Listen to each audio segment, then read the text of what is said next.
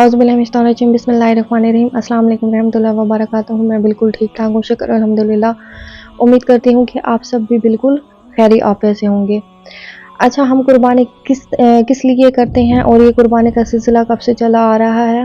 ہماری قربانی کرنے کا اصل مقصد کیا ہے؟ حضرت ابراہیم علیہ السلام اور حضرت اسماعیل علیہ السلام کا اس قربانی کے سلسلے میں کیا قصہ ہے، کیا واقعہ ہے، اور جسے اللہ تعالیٰ نے آج تک مسلمانوں کے لیے اس چیز کو زندہ رکھا ہے۔ اور یہ قربانی کرنا حضرت ابراہیم علیہ السلام کی سنت ہے، جسے کہ آپ صلی اللہ علیہ وسلم نے جاری رکھا، کیونکہ یہ بیچ کے جتنا بھی عرصہ تھا اس میں قربانی کا سلسلہ ختم ہو چکا تھا، اور جب آپ صلی اللہ علیہ وسلم آئے تو آپ صلی اللہ علیہ وسلم نے اس سنت کو جاری رکھا، اور یہ پھر اب قیامت تک یہ چیز جاری رہے گی۔ حضرت اسماعیل علیہ السلام کی جو نسل ہے ان میں سے حضرت محمد صلی اللہ علیہ وآلہ وسلم اس دنیا میں تشریف لائے۔ اچھا، اب یہ سلسلہ کیسے چل رہا، اور حضرت ابراہیم علیہ السلام کا یہ ایک قصہ ایسا ہے جسے کہ انسان کو سنانے کے لیے بھی بہت زیادہ ہمت کی ضرورت ہوتی ہے، کیونکہ یہ قربانی کی ایک ایسی مثال ہے کہ ہم عام بندے، ہم عام جو ہیں، ہمارے ذہن اس چیز کو سوچنے سے بھی بہت زیادہ ہمارے یہ پرے کی بات ہے کہ انہوں نے کس طرح سے اللہ تعالیٰ نے انہیں اولاد عطا کی دعائیں کرنے کے بعد، اور پھر وہ اسی اولاد کو اور اپنی بیوی کو ایک صحرا میں چھوڑ آنا، اور پھر کچھ ہی عرصے کے بعد پھر اللہ تعالیٰ نے انہیں خواب دکھائے اور پھر اپنے ہی بیٹے کو ذبح کرنا۔ یہ ایک بہت بڑی آزمائش تھی، اور انہوں نے وہ اس آزمائش پر پورے اترے، اور اللہ کی راہ میں ہر طرح کی قربانی کے لیے وہ تیار تھے۔ حضرت ابراہیم علیہ السلام ایک ایسے پیغمبر ہیں جس کا ساری امتوں کا اتفاق ہے۔ یہودی بھی اسے مانتے ہیں، عیسائی بھی اسے مانتے ہیں، اور آپ صلی اللہ علیہ وسلم کی امت تو ویسے بھی اس پر ہمارا ایمان ہے اور ہم اس چیز کو مانتے ہیں۔ اچھا، یہودی حضرت موسیٰ علیہ السلام پر آ کر رک جاتے ہیں اور اس کے آگے وہ نہیں مانتے پیغمبروں کو۔ اچھا، عیسائیوں کا یہ ہوتا ہے کہ وہ حضرت عیسیٰ علیہ السلام تک آتے ہیں اور اس کے بعد وہ ہمارے پیارے رسول اللہ صلی اللہ علیہ وآلہ وسلم پر ایمان نہیں رکھتے۔ لیکن حضرت ابراہیم علیہ السلام ایسے پیغمبر ہیں جس کا یہودی ہو گئے اور عیسائی ہو گئے، ان سب کا ہے کہ حضرت ابراہیم علیہ السلام اللہ تعالیٰ کے پیغمبر ہیں۔ ابراہیم علیہ السلام کا واقعہ کچھ اس طرح ہے کہ جب حضرت ابراہیم علیہ السلام بہت زیادہ آزمائش میں تھے، حضرت ابراہیم علیہ السلام کو آگ میں ڈالا گیا، تو جب پھر اللہ تعالیٰ نے اس آگ کو پھولوں میں تبدیل کر لیا، اور جب بہت زیادہ حالات ایسے ہو گئے تو پھر حضرت ابراہیم علیہ السلام نے وہاں سے ہجرت کا ارادہ کر لیا۔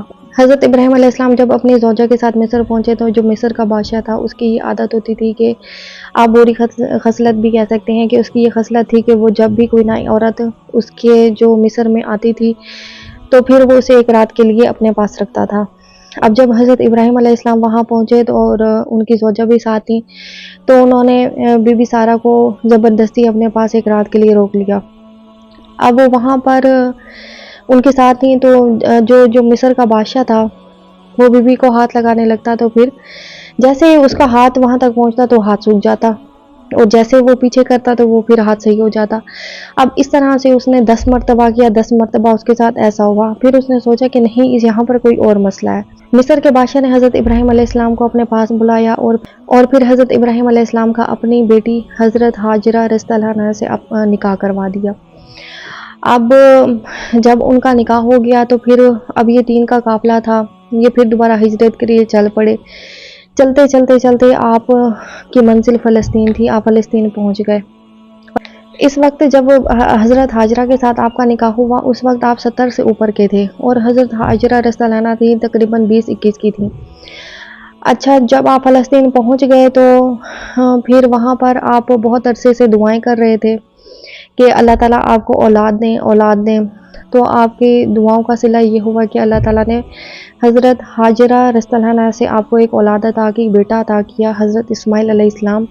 یہ دیکھیں اللہ تعالیٰ کی یہ قدرت ہے کہ اللہ تعالیٰ نے اولاد بھی دی اتنے عرصے کے بعد، اور وہ بھی بی بی ہاجرہ سے دی، بی بی سارہ سے انہیں نہیں دی۔ جب بی بی سارہ کو یہ چیز انہیں پھر یہ چبھنے لگی، کیونکہ انسان ہے، انسان کچھ چیزیں ایسی ہوتی ہیں جو اس کے اپنے اختیار میں نہیں ہوتی، تو انہیں یہ چیز بہت زیادہ تکلیف دینے لگی کہ ان کی اولاد کہ ان میں سے اولاد نہیں ہوئی اور بی بی ہاجرہ میں سے حضرت ابراہیم علیہ السلام کی اولاد ہو گئی۔ انہوں نے حضرت ابراہیم علیہ السلام سے کہا کہ مجھ سے برداشت نہیں ہوتا، آپ اس بچے کو اور اپنی بیوی کو کہیں چھوڑ آئیں۔ حضرت جبرائیل علیہ السلام ایک دن حضرت ابراہیم علیہ السلام کے پاس آئے اور انہوں نے کہا کہ بہتر یہی ہے کہ آپ حضرت ہاجرہ اور حضرت اسماعیل علیہ السلام کو یہاں سے دور لے جائیں۔ اب حضرت ابراہیم علیہ السلام نے فرمایا کہ میں کہاں لے جاؤں؟ حضرت جبرائیل علیہ السلام نے کہا کہ آپ اس کے لیے پریشان نہ ہوں، ہم آپ کو بتائیں گے کہ آپ نے کہاں پر لے کر جانا ہے۔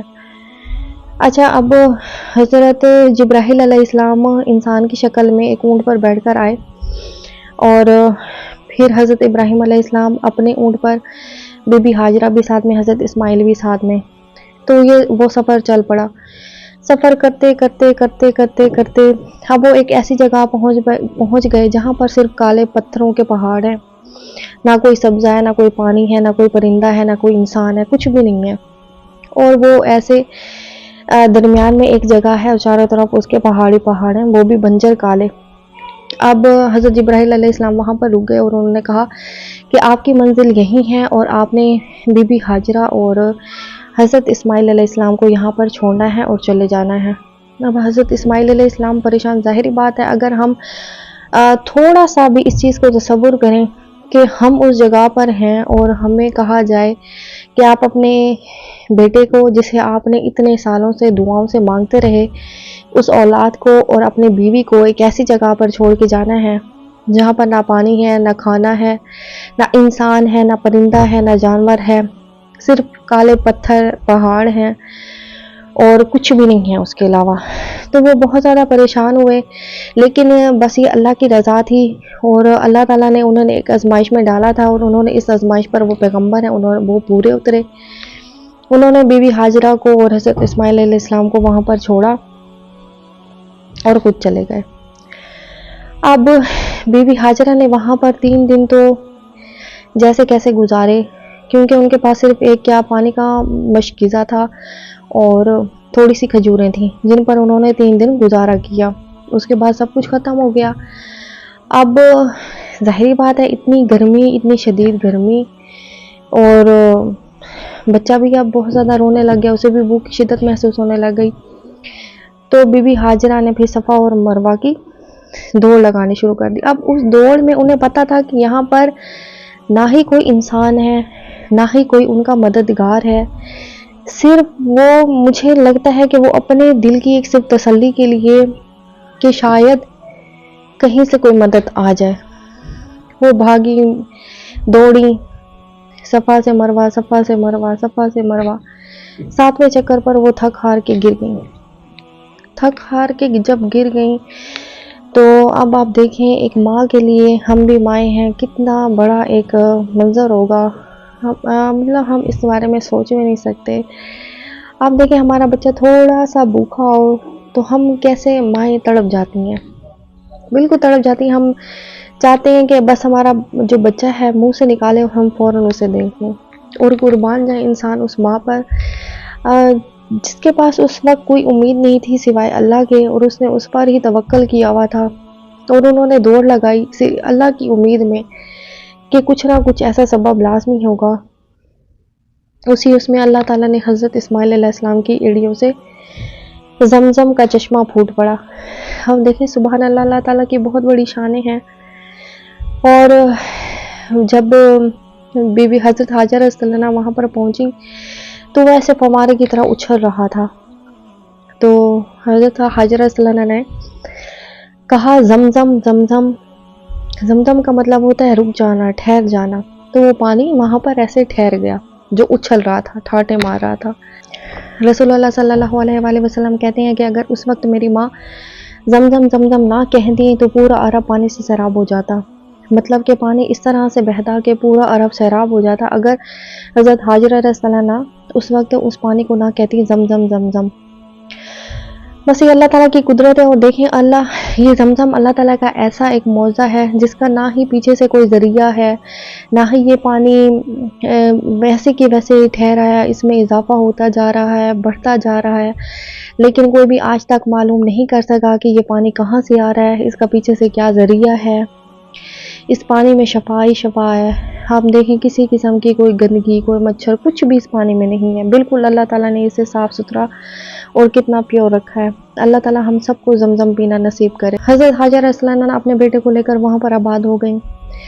کئی عرصے کے بعد حضرت ابراہیم علیہ السلام کو اجازت ملی کہ آپ جا کر اپنے بیوی اور بچے سے ملاقات کر سکتے ہیں۔ حضرت ابراہیم علیہ السلام آئے، لیکن وہ اونٹ پر ہی بیٹھے رہ گئے اور انہوں نے کہا کہ مجھے اجازت نہیں ہے کہ میں نیچے اتروں، بس صرف اتنی اجازت تھی کہ میں آپ کو دیکھ کر آ جاؤں واپس۔ تو وہ حضرت حاجرہ سے اور اپنے بیٹے سے ملے اور دوبارہ ملاقات کر کے واپس آ گئے۔ جب حضرت اسماعیل علیہ السلام دوڑنے لگے تو حضرت ابراہیم علیہ السلام کو خواب آنا شروع ہو گئے کہ اللہ کی راہ میں اپنی سب سے قیمتی چیز کو قربان کرو۔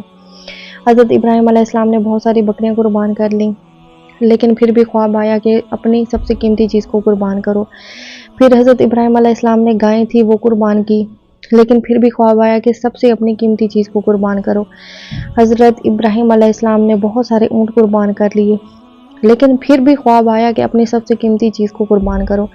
تو پھر حضرت ابراہیم علیہ السلام کو سمجھ میں آ گیا کہ یہ حضرت اسماعیل علیہ السلام کی بات ہو رہی ہے اور اللہ تعالیٰ نے انہیں قربان کرنے کا حکم دیا ہے۔ حضرت ابراہیم علیہ السلام نے بغیر سوچے سمجھے وہاں سے روانہ ہوئے فلسطین سے، اور پھر اپنی منزل پر پہنچے۔ انہوں نے اپنے بیٹے کو لیا اپنے ساتھ اور ایک وادی تھی وہاں پر جو کہ ڈھکی ہوئی تھی، وہاں پر پہنچ گئے۔ اب انہوں نے اپنے بیٹے سے، حالانکہ انہیں پوچھنے کی ضرورت نہیں تھی، نہ اجازت لینے کی ضرورت تھی، حضرت ابراہیم علیہ السلام نے حضرت اسماعیل علیہ السلام سے رائے مانگی کہ اس طرح سے بات ہے، تو آپ اپنی رائے دیں کہ آپ کیا کہنا چاہتے ہیں۔ حضرت اسماعیل علیہ السلام نے فرمایا کہ بابا اس میں کوئی شک کی بات ہی نہیں ہے، اللہ تعالیٰ نے اگر آپ کو حکم دیا ہے تو آپ مجھے قربان کر دیں۔ حضرت اسماعیل علیہ السلام نے فرمایا کہ آپ دیکھیں گے کہ میں آپ کی اور اللہ کی جو آزمائش ہے اس پر پورا اتروں گا۔ بس حضرت اسماعیل علیہ السلام نے فرمایا کہ آپ نے صرف اتنا کرنا ہے کہ جو میرا کرتا ہوگا وہ آپ میری والدہ کو دے دیجیے گا، تاکہ جب بھی انہیں میری یاد آئے تو وہ میرے کرتے کو دیکھ سکیں۔ اب حضرت اسماعیل علیہ السلام نے کہا کہ آپ مجھے الٹا لٹائیے گا تاکہ آپ کو بھی تکلیف نہ ہو۔ حضرت ابراہیم علیہ السلام نے اپنی آنکھوں پر پٹی باندھی اور اپنے بیٹے پر چھری رکھ لی۔ اب اللہ تعالیٰ کو کچھ اور ہی منظور تھا۔ اللہ تعالیٰ نے جیسے حضرت ابراہیم علیہ السلام نے چھری چلائی تو اللہ تعالیٰ نے حضرت اسماعیل علیہ السلام کو ہٹا کر نیچے دمبا رکھ دیا اور دمبے پر چھری چل گئی۔ اب دیکھیں، اب اس آزمائش پر اور اس اتنی بڑی ایک آزمائش اپنے بیٹے پر چاقو چلانا اور اسے اللہ کی راہ میں ذبح کرنا کتنا ہی بڑا ایک جگر کی بات ہے، اور وہ تو اللہ کے پیغمبر ہیں، انہوں نے دیکھیں یہ ہمارے لیے ہی مثالیں۔ اللہ تعالیٰ نے ہم سے یہ نہیں کہا کہ اپنے اولادوں کو ذبح کرو، قربان کرو میری راہ پر، لیکن جو چیز اللہ تعالیٰ نے ہم سے مانگی ہے، ہم اپنے نفس کو، ہم اپنے جذبات کو، ہم اپنی انا کو، جس دن ہم قربانی کر رہے ہوتے ہیں، ان سب چیزوں کو ہم نے قربان کرنا ہوتا ہے۔ قربانی یہ نہیں ہے آپ نے دمبا، بکری، گائے، اونٹ ان سب کو اللہ کی راہ میں قربان کر لیا تو آپ کی قربانی ہو گئی۔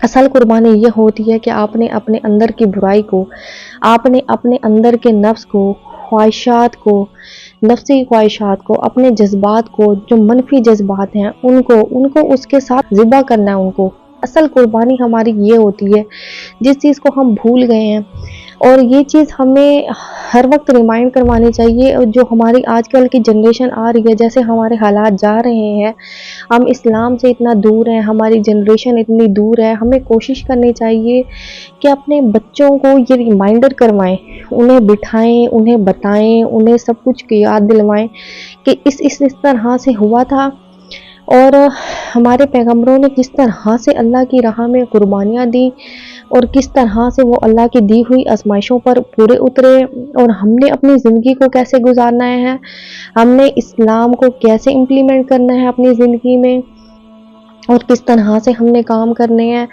ہم نے اپنے جذبات کو، ہم نے اپنی نیگیٹیوٹی کو، ہم نے اپنے منفی جو ہمارے تاثرات ہیں، ہماری رائے ہے، ہمارے اندر جو برائیاں ہیں، ان سب کو ہم نے اس دن ذبح کرنا ہوتا ہے۔ ہم نے ایک اچھا اور ایک نیا انسان بن کے نکلنا ہوتا ہے، ہم نے اپنے اچھائیوں کو اجاگر کرنا ہے اس دن۔